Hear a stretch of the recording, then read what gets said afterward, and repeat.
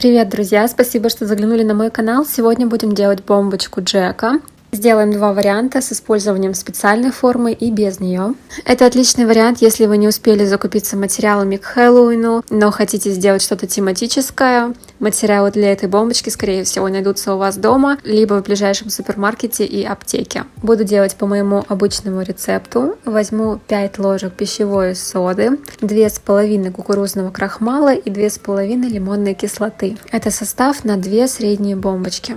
Капель 10-15 косметической отдушки мне будет достаточно. Тщательно все перемешиваю, краситель не добавляю. Чтобы состав лепился, я сбрызгиваю муравьиным спиртом. Постепенно добавляю понемногу спирта, вымешиваю состав руками в перчатках до такого состояния, чтобы он совсем чуть-чуть начал лепиться. Для первого варианта воспользуюсь стандартной формой сфера для бомбочки пластиковой диаметром 50 мм. Плотно укладываю сначала в одну половинку с горкой, потом во вторую и соединяю их. Аккуратно извлекаю бомбочку и кладу ее на ровную поверхность. Для второго варианта я сделаю форму своими руками. Беру полоску картона шириной примерно 25 см на 2 см. От длины полоски картона будет зависеть диаметр вашей бомбочки. Я просто оборачиваю полоску в скотч и скрепляю два края, чтобы получился круг. Я использую тонкий картон, чтобы не было заломов. И также руками укладываю плотненько форму, хорошенько уминаю. Чем лучше вы умнете состав в форме, тем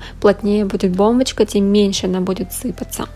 Оставляю бомбочки сохнуть как минимум на сутки. Так как мы их планируем раскрашивать, лучше их прям так хорошо подсушить, может быть, на 2 суток оставить, если у вас не очень жарко дома или у вас высокая влажность. Когда бомбочка высохла, переходим к самому интересному этапу, наносим рисунок. Чтобы выглядела поинтереснее и реалистичнее, я буду делать углубления в тех местах, куда планирую нанести рисунок. С помощью инструмента для лепки из мастики вырезаю глаза, нос, рот и прочерчиваю брови, их я окрашивать не буду.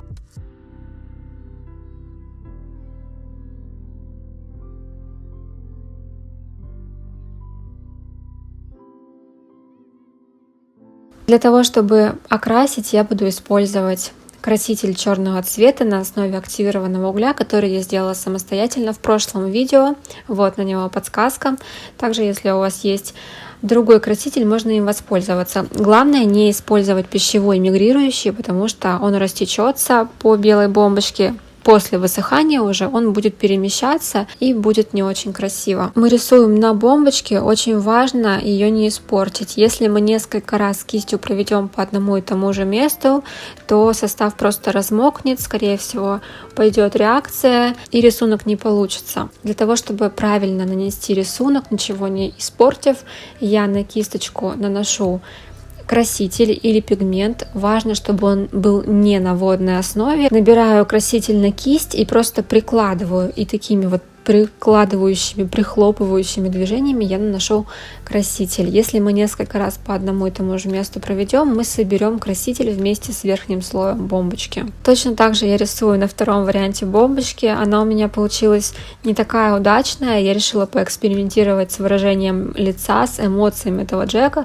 но в итоге получилось не похоже. Проблема здесь заключается не в форме бомбочки, а именно в том, что я рисунок неправильно нанесла, немножко не той формы глаза. В целом мне не очень понравилось. Лучше, наверное, использовать его обычное лицо, если можно так назвать, потому что оно очень узнаваемо. А с такими глазами у меня просто какая-то бабайка получилась. Краситель высыхает минут за 30-40, он не мигрирует. Я озвучиваю сейчас спустя примерно 6 дней после того, как я окрасила бомбочку. Совсем немножечко, буквально на полмиллиметра, может быть, и мигрировал, но это практически незаметно, если придирчиво не вглядываться в каждую линию. Друзья, такой результат у нас получился. Надеюсь, вам это видео понравилось и было полезно. Если да, поставьте, пожалуйста, лайк. Меня это очень мотивирует и помогает продвижению этого видео. Также в комментариях вы можете оставлять ваши пожелания и предложения на тему следующих видео.